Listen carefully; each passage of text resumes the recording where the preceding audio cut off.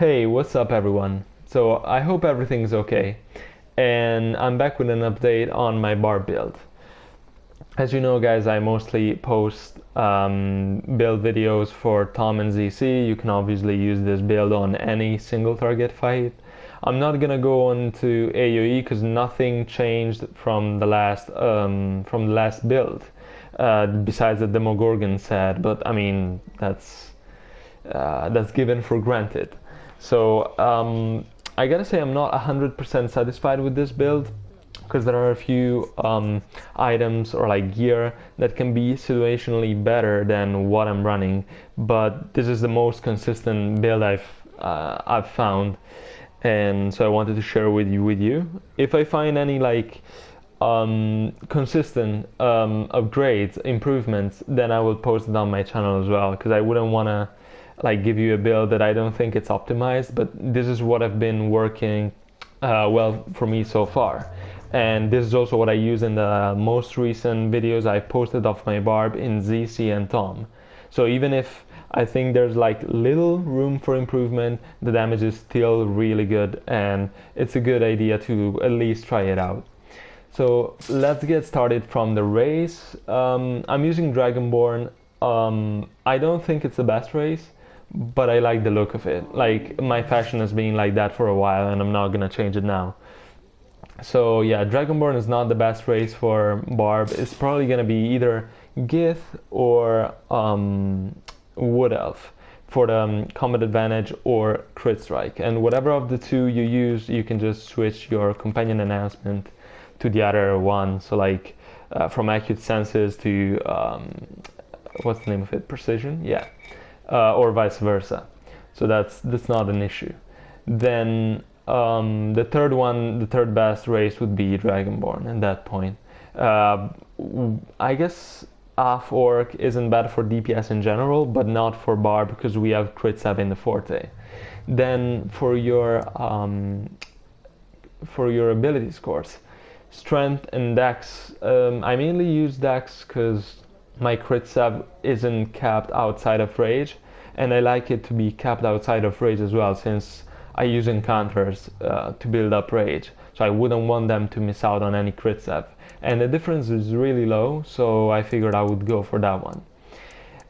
If you run Charisma, you're gonna have a bit more power, which I don't need, because when I'm in a group with a 2.2k extra from the Manticore, that would put me at 90%. So I don't need extra for the percentage, and the recharge speed that it gives is really low. If I found a way to cap crit save anyways, I would go for Charisma. For now, I went this way. Now for the stats, accuracy is capped, combat advantage is capped, crit strike is capped. Power needs to be capped too, just for over penetration purposes for this feat.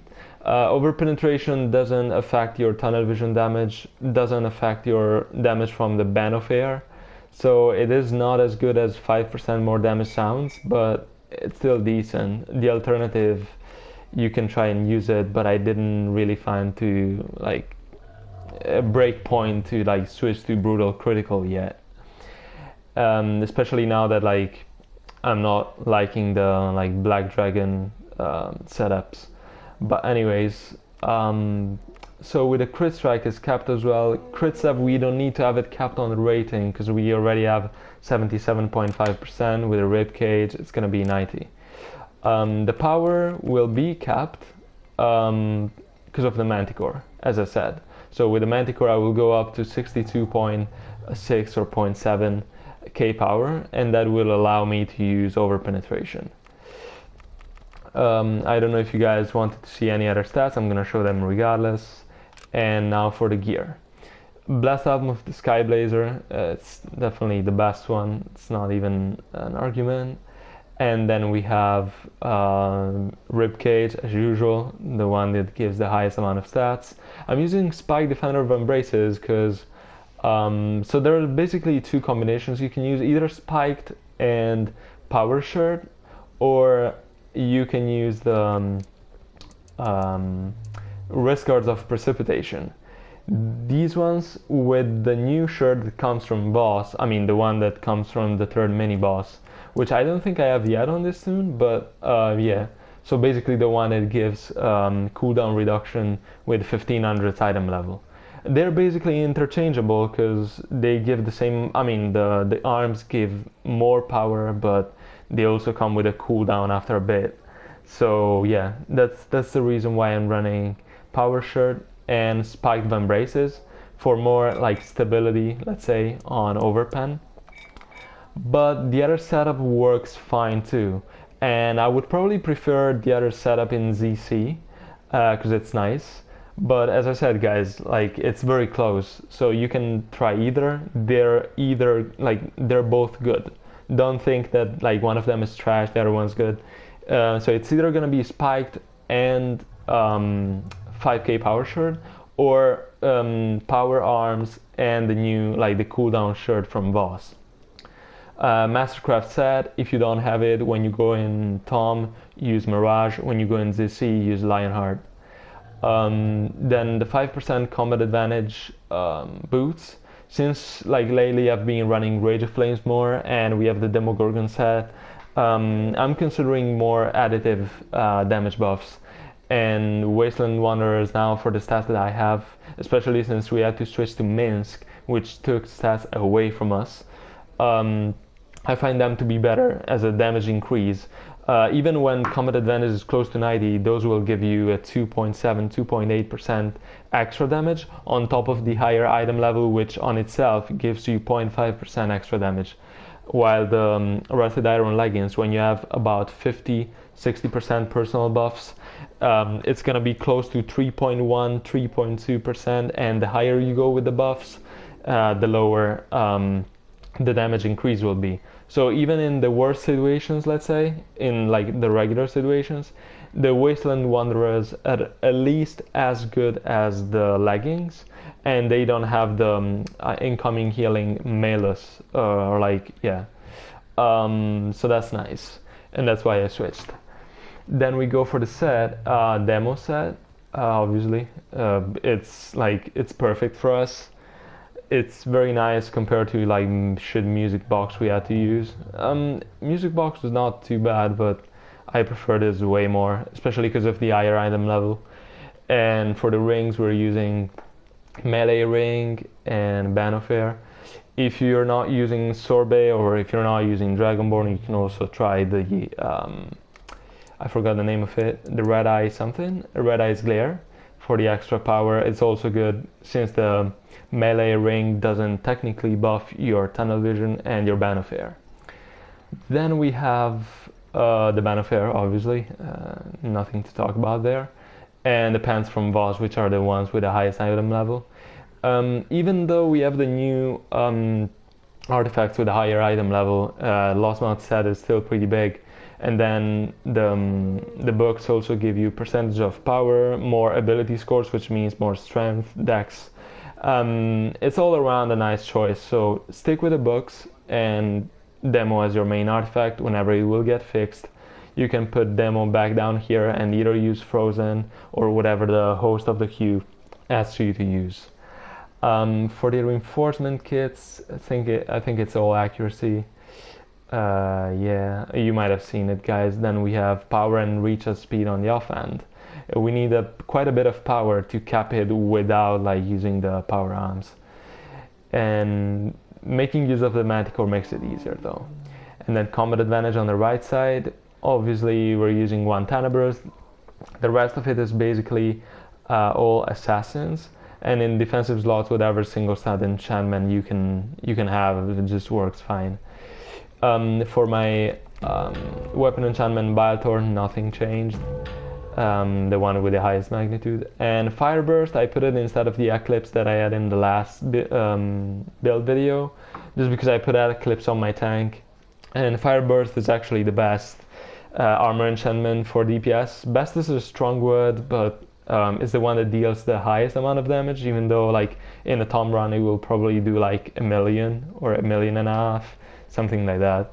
So it's like I wouldn't waste my money on this if I didn't have it already, to be honest. Then what do we have here? Overloads. If you want to go try hard, you can use Rage of Flames and Devil's Precision. If you want to go easy, then just 2 Corrupt will do it, and make sure they're not the same type of Corrupt. And that's it for the equipment. Then moving on to powers, Slash for the 5%. Remember to use it at the start or like end of every for your rotation. By like end of your rotation, I mean like you do it at the start and then you do a whole rotation, use it again, etc, etc. So you can either remind yourself to use it at the beginning or at the end of your rotation, just as long as you use one right off the bat. And Breath Strike, it's the best hitting at will, hardest hitting at will, so nothing really to say there. Bloodletter, IBS, and Frenzy. The only alternative you have to this setup, which didn't change in quite a while, is Punishing Charge instead of IBS. I just feel like Punishing Charge could be good in Tom, maybe in third phase, because otherwise the cooldown on it makes it just unplayable, and you would have to use like Black Dragons, Reach's Speed, Color, Charisma, and whatnot, like whatever gives you Reach's Speed, because otherwise the cooldown's insane. I don't know why it doesn't get lower, to be honest. Other skills on other classes have lower cooldowns. I know it does a stun, but I could care less. Now for the daily, Savage Advance, single target daily. Avalanche of Steel is just there and taking like dust, but yeah, this is the AoE one. I just keep it, but obviously I never use it in trials. Class features Trample the Fallen and Steel Blitz. Trample the Fallen's first effect is triggered by either Punishing Charge if you use it, but I don't, or Savage Advance, which is what procs the first effect for me in artifact phases.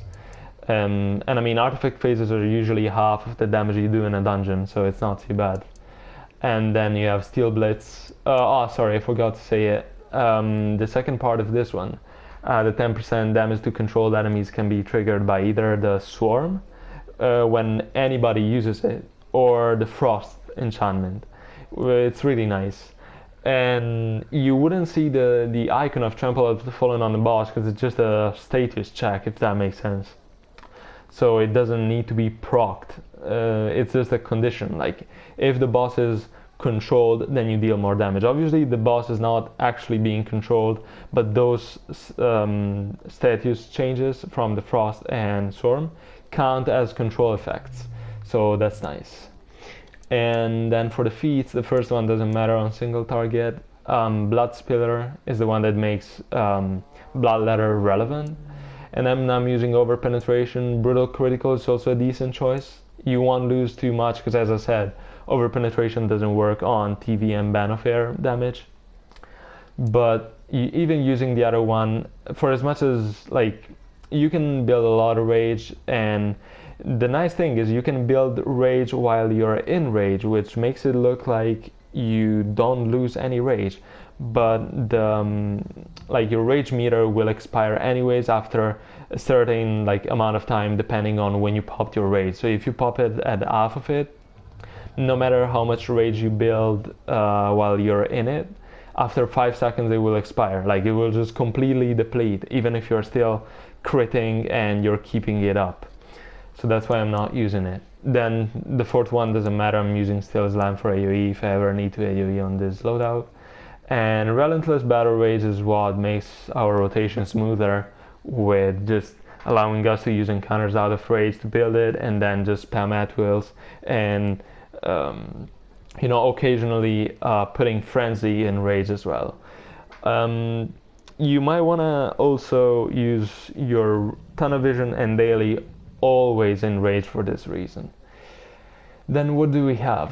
Boons, campaign boons, all the offensive ones, nothing to say there. You could pick this one, damage against fiends for Zariel, which I didn't put already, but I mean, it's very marginal. I'll probably switch to it, but I didn't really do my boons in a while. So yeah, that's the only thing that I would tell you. You could put 5 points in there if you run Zariel and if you're like fighting for that extra million. But not everyone has 68 points for boons, so definitely do first the offensive ones: movement speed, lingering medicine, and obviously Forte and recharge speed. The extra action points from tier 5 is dog shit. Then Bloodlust, the first attack, like the rank 1 effect doesn't work, so I guess RIP for that. But yeah, the other 2 effects are the best ones for DPS, nothing to say, because this would be the alternative and it's not really any good. Then Guild Stronghold, I'm using power, again, to have a lot of power to have like over penetration consistently up. Then defense awareness, for the defensive slots I have awareness and revive sickness. Companions, so why am I using the Lioness summon? When you use the Lioness summon, it uses this particular attack, which is the roar. Let me find it. Okay. So when you give radiant weapon stacks to your allies and they do damage with it, it's not actually a damage buff. It's an additional proc to their skills. To some of them, I don't believe it works on DOTs or on tunnel vision. It works pretty much on anything that the Bilethorn would proc off, if that makes sense. That's a good way to put it. Not super accurate, but a good way to put it. And whenever they do damage with that, like that additional 2% or 4% proc counts towards your damage, not theirs. So you're buffing the teammate, which is nice, and the damage you're buffing them for also account towards your damage. So it's a nice way to put it. The only problem with this is that if multiple people run Lion, then the first Lion who attacks will take all the damage, if that makes sense, because like, as you know, more stacks can be put on the same person, up to 8. So let's say you run 4 lions and mine attacks and another 3 people lions attack. People will have 16% additional damage as radiant damage, but all that 16% extra damage they are doing will account towards my damage because my lion attacked first. So it is a bit random, but there is also another nice thing about the lion, which is, for some reason, and I tested it like very thoroughly, so that was weird. If someone else has a Benefair, and even if you don't, which obviously like I have it on, but I tried without it, it still procs the Benefair for you. So what I believe is, if you put radiant damage on someone else and they proc damage for you, like the extra 4% damage they proc that counts towards your damage, also can proc their ring, like their Benefair, and it counts towards your damage, not theirs. So that's insane. Obviously that looks like a lot of damage. It's actually not, and the more people run the lion, the more you will see it being close to the damage you do with Pseudo Dragon. But I always find myself to be doing more damage when I run the lion rather than the Pseudo Dragon with 6 Indoms and 2 Warlords. So yeah, these are the reason why I'm running the lion and why it makes me do more damage in a Tom or a ZC run. So what I'm running full accuracy on my companion, and as you can see I'm only running 3 Indomitables, and I'm only running 3 because I didn't need any more stats, otherwise I would take them out too. So if you have a way to take them out and put some other stats, you can do that as well, obviously. And yeah, the reason why I'm not running full Indomitables is because like the lion is not good for the damage it does. It's good for the damage it steals, if you will. It doesn't actually steal damage, and I don't want this companion to get hated for that. Like, literally every DPS can use it, and the run will still be really good because there's going to be plenty of like mitigation from the lions and buffs to everybody. So like, yeah, it's a really cool companion to use. I'm using precision to increase my crit strike, and these are my companion bonuses. So Minsk, Batiri, Staldorf, Phase Pattern, and Alchemist. I didn't put the cat on purpose because I wanted you to know, guys, that it's not necessary to have the cat. But if you have it and you don't have either of these two, you can run the Black Dragon Iron Stone and the cat, and it will be the same amount of stats. So these are the mounts. I have accuracy on. So see, one thing that I've been debating on is ferocity. So ferocity would be this one. It's good. but it's very like unreliable. Sometimes it procs, sometimes it doesn't. It depends, like whether you're in the tank or DPS group is kind of I don't know, iffy. I don't know how to say that in English, but I wouldn't rely on it. It's better sometimes, but it also feel like it underperforms if you're not getting luck with, like, you know, there are some phasings or mechanics that make you take damage, and if they don't happen, then it might change a bit. Like in Zerial, there are phases where there are only swords up, nothing else. If one of the swords gets fucked up and gets through the group, fucking hooray, you're getting extra, what's it, 4.8% damage because everybody got shot from that sword. Everybody got hit, sorry. But if it doesn't happen, then it's less damage. That's why I'm saying it's unreliable and kind of a, I don't know, a risky choice. But you can try it if you wanted to. Then we have the stable. I'm running 3 Assassin Covenants just because I don't need the extra damage for my Lion from Warlord's Inspiration. I'm only running 1 because at this point I didn't know what to run. I could put another Assassin Covenant, but I don't think it'd be beneficial. It's only gonna be a little tiny bit of stats. So I just kept 1 Warlord so my Lion will deal like a little bit more damage. To be honest, this one's completely useless, whatever you put in here. It is important to have 3 Assassin Covenants, Artificer, and yeah, that's it. My colors are Crit Sev, Encounter Powers, Outgoing Healing because I use it on my healer too, Gold Bonus, and what's the last one? I forgot. Movement Speed, yeah. So this is it. And now for my potions, what am I taking? I'm taking Watermelon Sorbet, the 10% one.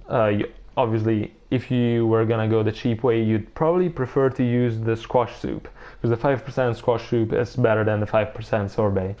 And then I'm using Flask of Potency and, as I said, Sunlord. Pardon, my bad. And that's it. So if you want to see my stats in combat, I should be at 83%, combat advantage 86%, crit strike. I'm gonna try it real quick just to show you guys, but I'm not sure if I will actually get them up real quick. So yeah, don't mind my rotation. The rotation now is even easier considered we have the demo set. So this is what it's about. It's about that much. And my crit strike was only 81% because obviously to go up to 86 you need Devil's Precision, but that's it. And the rotation is as usual. Let me just get my daily real quick. In my consumable slots, in the meanwhile, I can tell you that much. I'm using Stone of Health because it really pisses me off when I die and I can't heal myself. Or better, because I can't, I'm dying because I can't heal myself, yeah. And 2 Alliance Battle Horns. If you don't have them, you can use Forger Box and the Hawk. Those 2 are pretty nice, to be honest. So the rotation you gotta do in like artifact phases. In Tom, what I do as soon as I go in is I use Slash, Bloodletter, IBS, Artifact, Pop Rage in 1 Breath Strike thingy, and then Daily, Tunnel Vision, Frenzy while you're still in Rage, and then again Bloodletter and IBS. While in Zerial, I usually go Frenzy, Bloodletter, IBS, Pop Rage, Pop Rage, Artifact, or you can use Artifact before popping Rage, either way. Do Daily and Tunnel Vision, and then use, whenever I get out of Rage, Frenzy, Bloodletter, IBS. That way I have more sustain for the next rotations. So I hope you guys liked the video, and as I said, I'll keep you updated if I find more consistent choices of gear. And yeah, you guys have a good one. We'll see you next time.